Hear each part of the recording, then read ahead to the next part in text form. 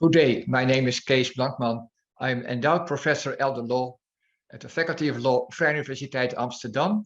And my short presentation deals with a very relevant question for all of us, but also for persons with Alzheimer disease, deciding where to live.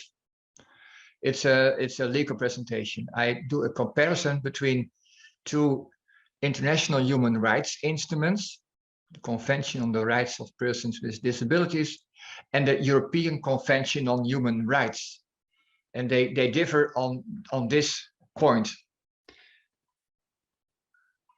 There are, to my opinion, 4 options where it concerns deciding where to live. The person with Alzheimer's disease can decide for himself where to live, staying at home, for instance, by preference, or moving to family, children, a courtyard with other seniors, a home for the elderly, maybe nursing home, whatever. Second option is a supporter helps him deciding where to live. He still decides himself, but a supporter helps him. The third option, a representative decides for him.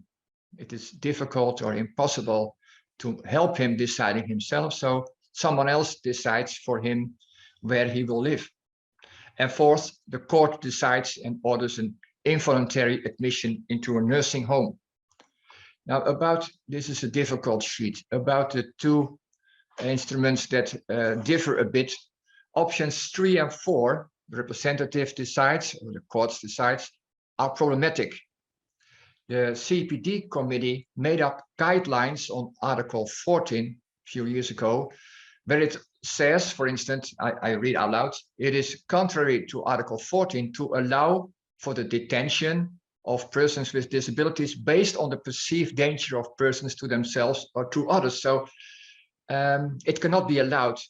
Involuntary admission is not allowed, they say, and paragraph 8 said, state parties should refrain from the practice of denying legal capacity of persons with disabilities and detaining them in institutions, such as nursing homes, against their will, either without their consent or with the consent of substitute decision making. So the representative is not allowed to make a decision as where to live, as this practice constitutes arbitrary deprivation of liberty and violates Article 12 and 14 of this convention.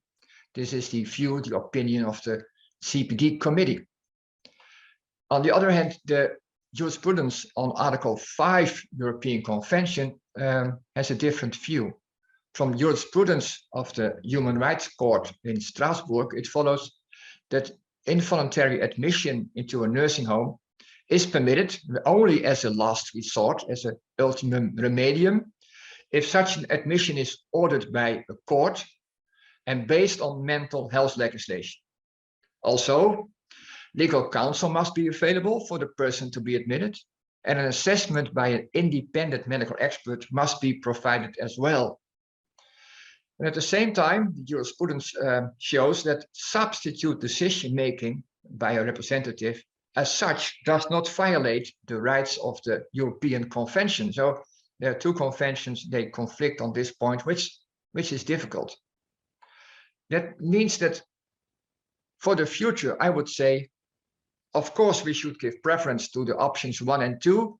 The person decides himself or someone supports him in deciding, but it is important, I think, for the future, maybe when there is a development in the direction of a UN Convention on the Rights of Elder Persons, that efforts must be made to realize a common view on the options 3 and 4, shared by both the CPD committee, the Human Rights Court, other experts, and persons with Alzheimer's disease themselves, of course.